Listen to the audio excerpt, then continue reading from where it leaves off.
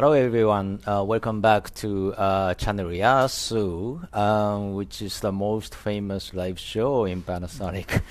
Okay, today we have a very special guest from our family company of Panasonic Connect, Zetes. Ronny is today's guest. Thank you, Welcome. Higuchi-san. Thank you very much, and thank you for inviting me. All right. So again, thank you for joining us at this show. So you are again came back to Tokyo. Yes. So what made you come back to Tokyo this time? Basically, it's not difficult to get us to Tokyo, Higuchi-san. It's always a pleasure. Yep. But we have been part of the big Panasonic family now since 2017. Yep. And since the beginning, when we discovered the potential of collaboration with Panasonic, we frequently come over, say, once or twice a year, formally for the board of directors and the business review and the budget cycle in December. And then usually in the middle of the year, we come back again for business purposes and discussions with the teams from Gemba Solutions. Okay. So welcome back. So as Ronny said, Zetes became a family company of Panasonic Connect in 2017. That is correct. So you came here in 2017. Was that the first time for you to come to Japan? Yes, for me, actually, it was the very first time to come over. Yes. Okay. So since then, how many times have you come to Japan? I haven't counted exactly, but I think at the rate of 2 times a year, it must be close to 15 times, I think. 15 times in Japan. Yes. Oh, Yes. wow. Okay. So I guess most of the people in the audience don't know how, what Zetes is doing, what kind of company Zetes is. So do you mind explain a little bit about Zetes, what you are doing at Zetes?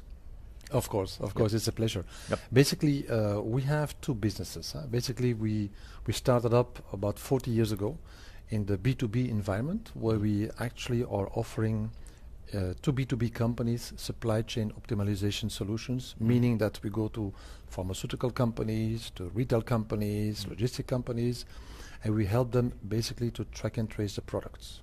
So we start in manufacturing environments where we deliver solutions for them to identify these unique products. We help them then to aggregate and to package. Then we push it through the logistics chain, so we deliver solutions to help these logistics suppliers to deliver proof of delivery solutions, etc., up to the in-store management of those products. And this is the business we are actually celebrating, or have just celebrated 40 years of existence. 40 years anniversary. Still very important, and this is the first activity.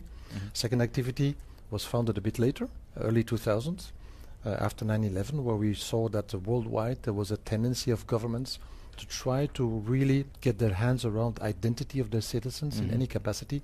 People So we ID. saw Yep. the People ID activity.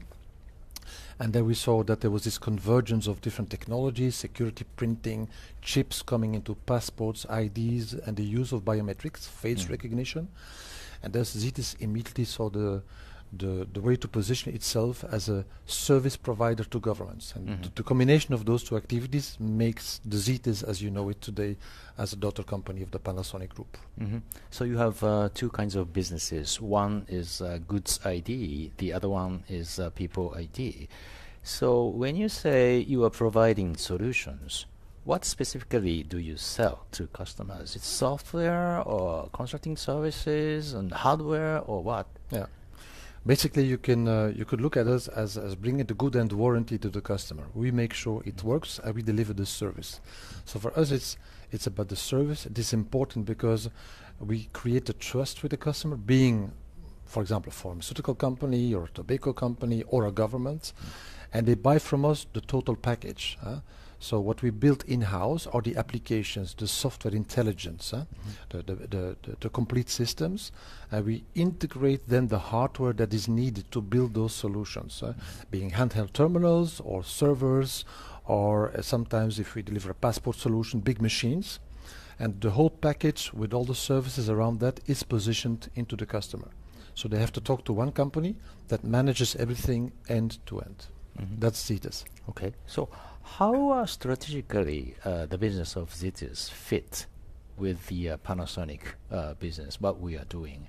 Do you sell Panasonic hardware to customers or what? It happens from time to time that we do that, yes. I think there's a lot of synergies there. I mean, from the beginning when we joined the group, it was pretty obvious that in the supply chain there was this convergence and the synergy in with the hardware, the devices that you are producing of high quality, and we could integrate this into the packaging of our services towards the government, towards the customers.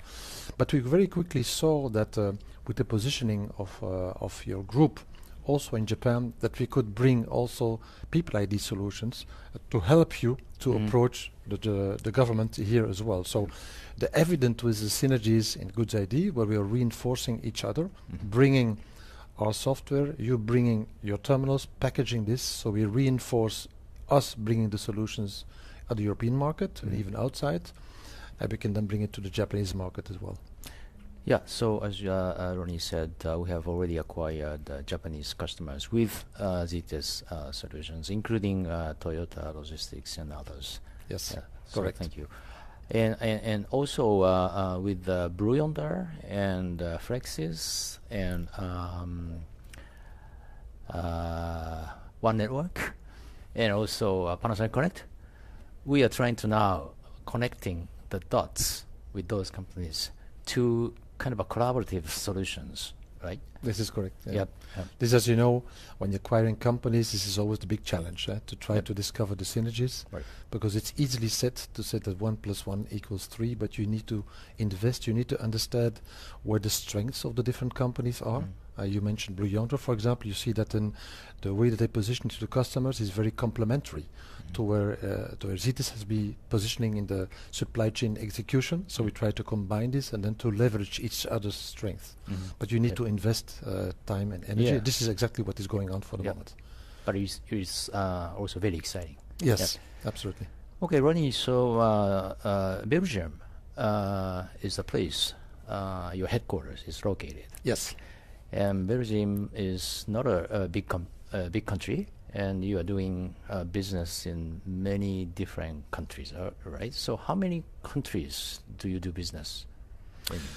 Let's say that we have our core DNA for the People ID, where we go for long-term agreements. This is typically where you, for example, will install factories to produce passports, ID cards, driver license. These are the long-term public-private partnerships with governments. And then you have the short-term contracts, for example.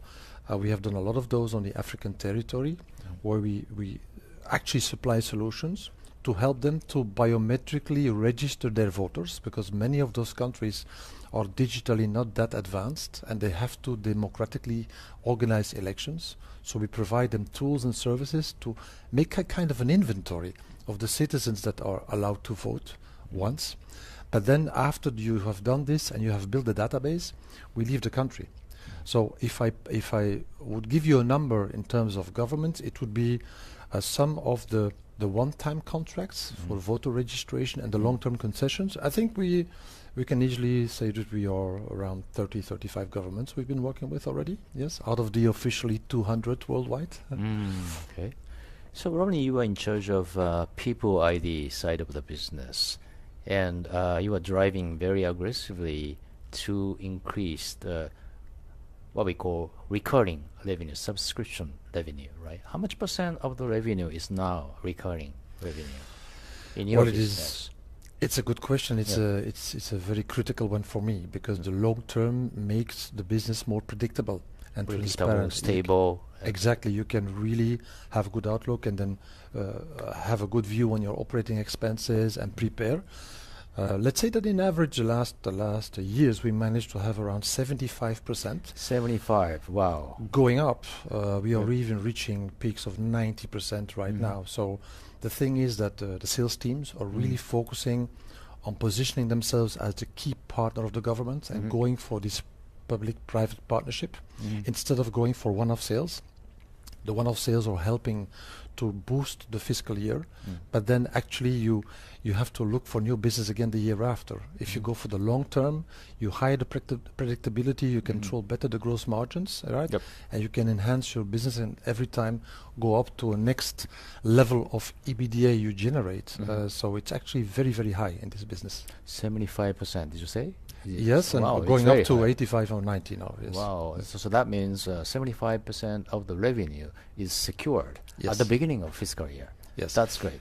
There is a little bit of uncertainty in terms of you never know exactly what is the volume of documents you're going to produce. But if you're paid per document, you have to make an assessment based on your know-how of the past and the political and economic tendencies.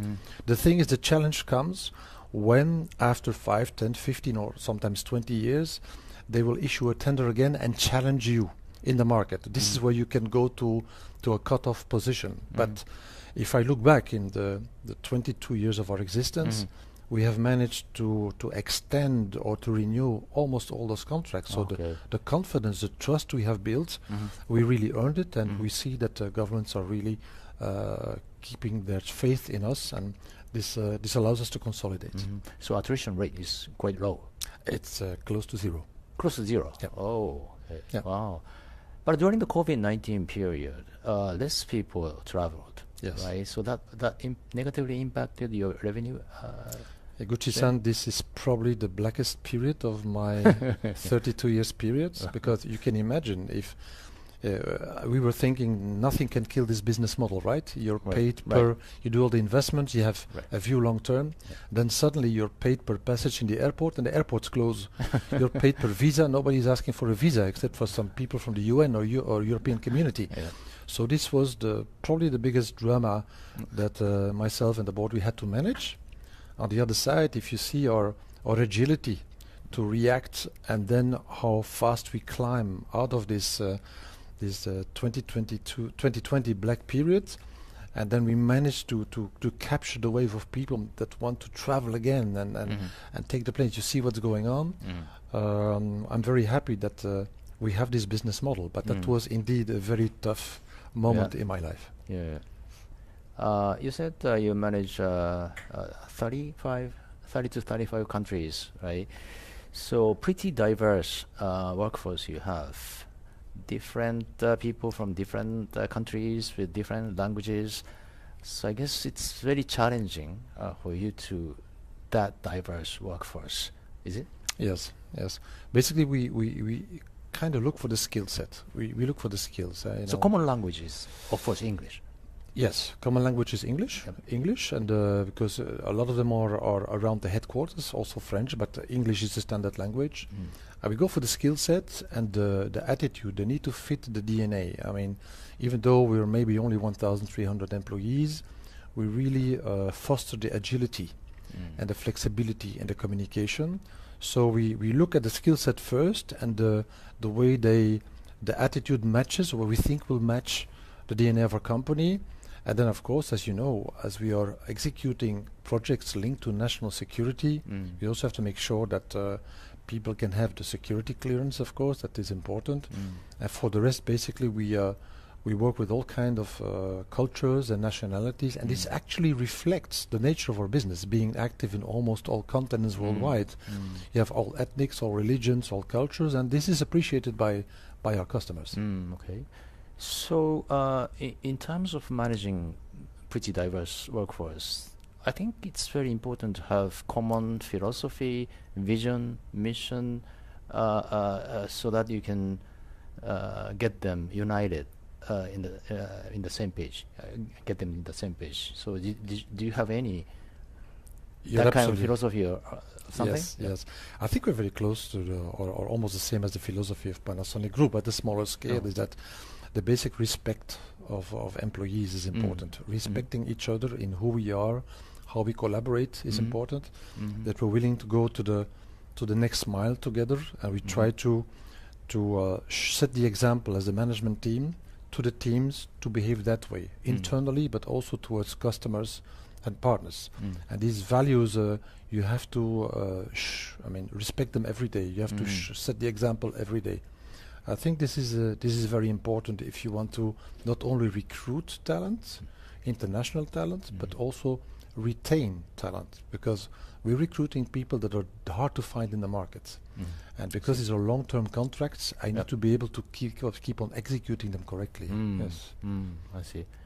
So in Panasonic, people tend to work very, very long. Some people, work for Panasonic for entire life. I think your employees are also working very long term. Is that right? That is correct. And as every year we attach a lot of value to go with employee survey as part of the group. One thing that we have learned is that the longer you are with Zetes, the higher your loyalty becomes. There is a critical period between 3 and 7 years typically, where it seems somebody has found the job and then maybe is thinking, okay, should I stay, should I continue? But once you get across this 6-7 year period, this is what we see from the surveys, people get more and more loyal. I see. Which is a good thing. So we have to monitor a lot in the first decade of your career with Zetes. Yeah. Do you know how low is the people attrition rate? Our attrition rate is, I guess, 2% or somewhere around that. I don't know it exactly, but it is a bit higher than this one. But the attrition rates are the highest amongst the pure technical roles with younger people. So I would say, as we are very dependent on the brains of the people, our software factory, those people are building the applications. Where you have young developers, they're looking for their ways, and this is where you can easier have rotation, but that is less impacting the DNA of the company. But this is where you have a little bit higher attrition rates. I see. In the senior roles, I think it's even lower than what you're mentioning. But probably not as high as a US level, which is 7%, 8%. No. It's like 3-4%. No. It's pretty stable. Okay. So then I want to ask you about your private life. Oh, okay. You said you came to Japan so far 10 to 15 times? 10 to 15? Yes, I didn't count it, but it's somewhere. So did you have any chance to visit local cities and to do sightseeing or anything? Yes, I had. And where did you go? Well, I've been traveling so many countries. This is a question I always receive. Please stay and visit this and that. But for Japan, this is you have this extra appeal to people. Japan is really, really special. So yes, indeed, the last 1 or 2 years, I took some time off, and last year we actually climbed Mount Fuji. The holy mountain. Yes, this is a unique experience. Wow! You climbed up to the top of the summit. Up to the summit, all the way up, early July. Yes. Wow! How many hours did well, actually, I don't know if I can say that openly, but the guide was preparing us for a 7 hours climb. Wow. And after 10 minutes, we were looking at each other, the European part, saying, no way, we're going to wait. We will wait for the guide. So we had to sign to abandon insurance personally, and then we climbed up in 2 hours and 20 minutes. Wow. Yes. Wow. Yes. And it was a fantastic view at 4:15 in the morning, the sunrise, it was raining.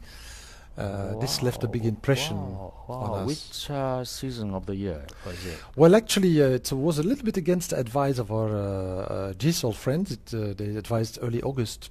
But then you have a lot of people going, so we chose early July. So we had more wind and rain, but we could walk at our pace.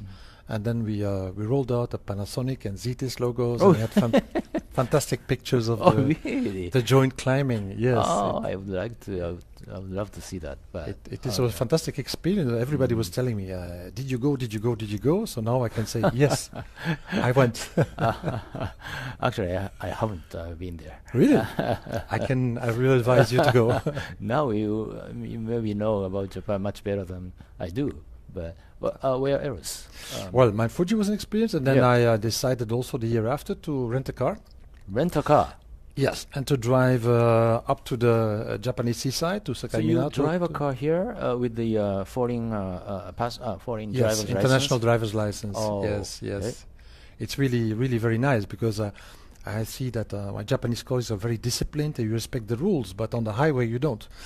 I was like respecting the speed limits, and I was almost crashed between the trucks. So I was asking some people, what is how going on? Yes, but it's not 80. They all speed at 100, 110. So please speed up, sir. So I was advised to not respect the speed limits. It was a lot of fun. It was a lot of fun. Yes. Okay. So where did you go? So Sakai Minato area, Tottori, and then we went down to Hiroshima, a very impressive city, and Kyoto, of course.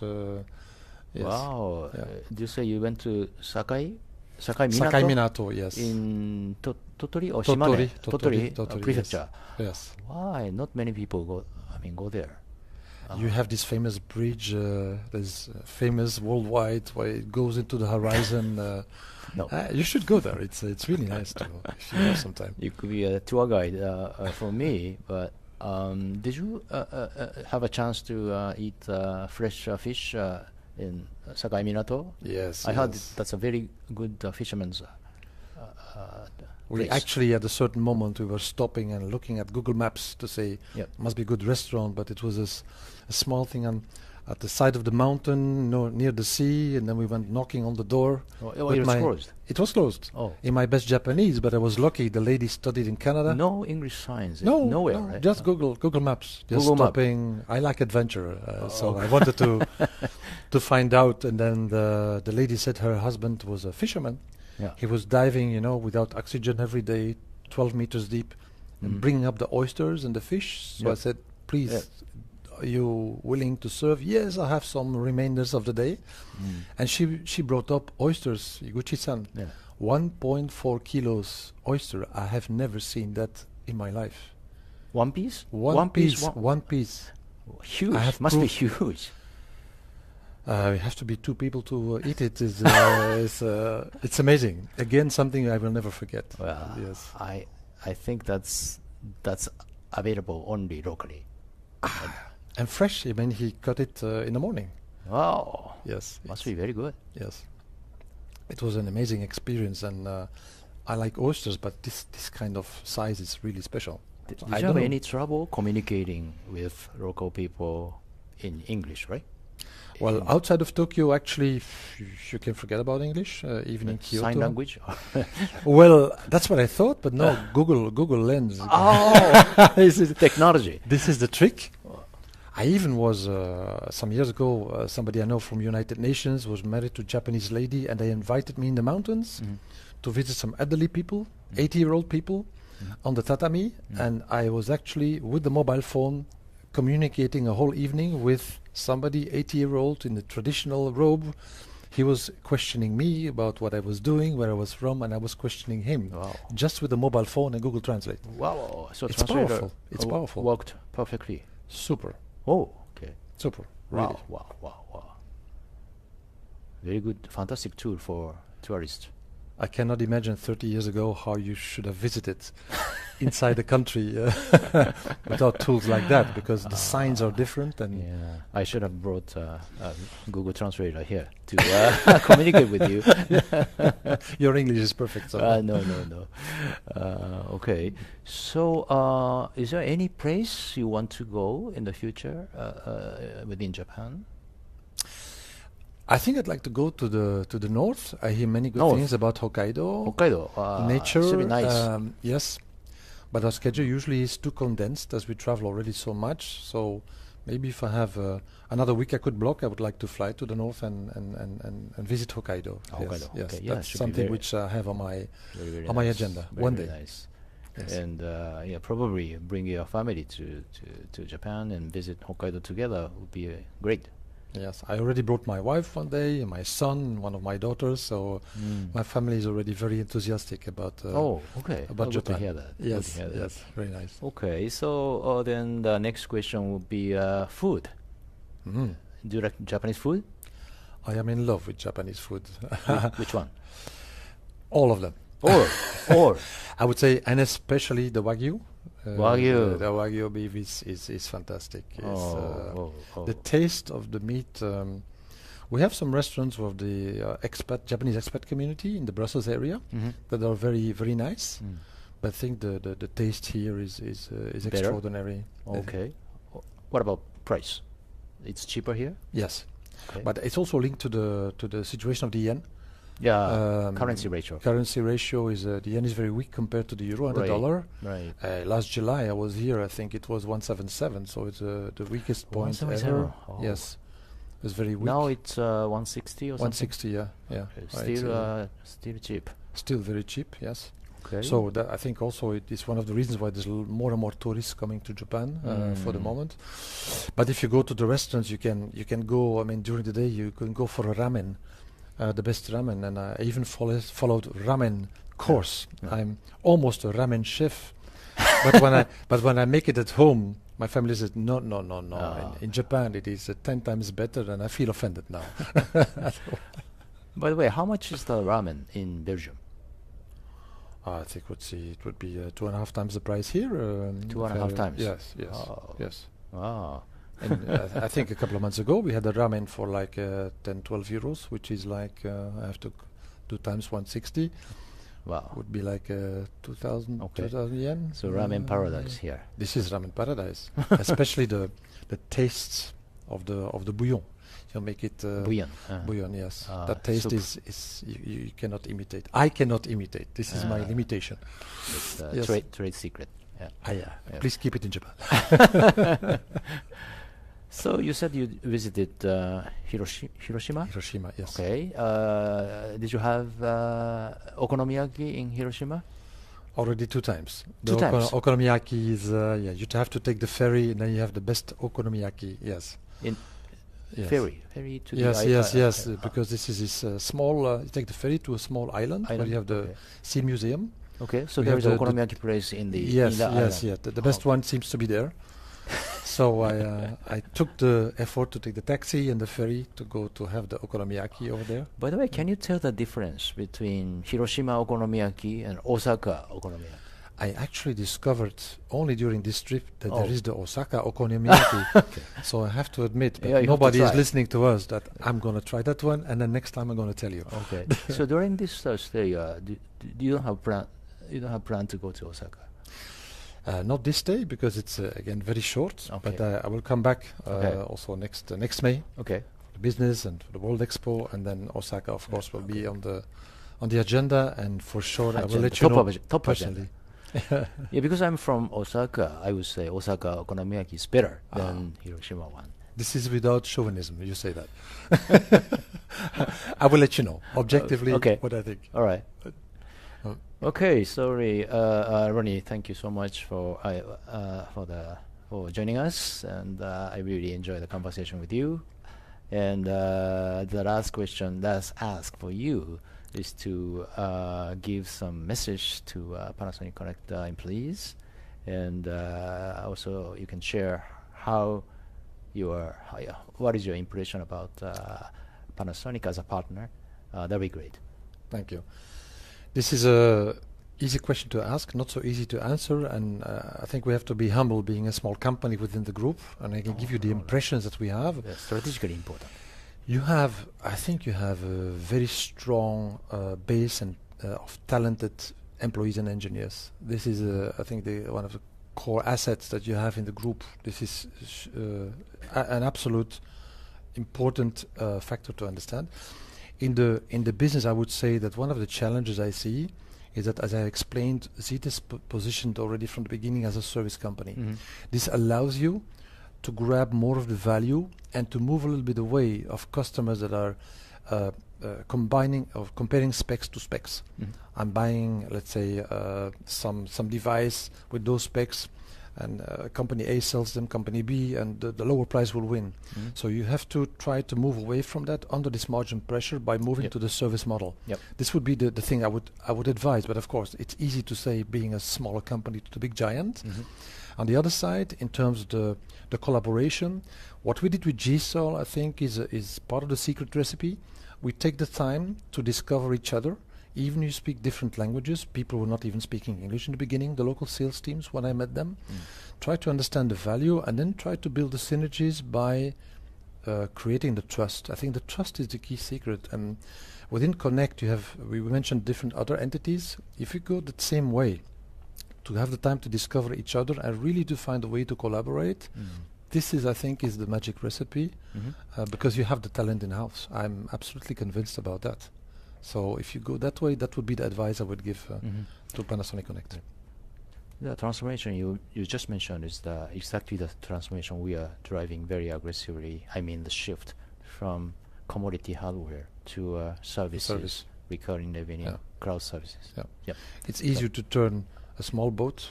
It's more difficult to turn a bigger tanker. So the challenge you have, Higuchi-san, is fantastic. Thank you. If you manage that, then you will see indeed the bottom line to get even better. Yeah, there's a lot of things we can learn from Zetes. So I would very much appreciate our continued relationship of trust. My pleasure, and thank you very much for your continued support. We are very happy to be part of the group and have you in our board of directors. Okay. Yes, thank you very much. So, Ronny, thank you for joining us, and thank you for your message to our employees. Thank you. Thank you, Higuchi-san. Thank you very much.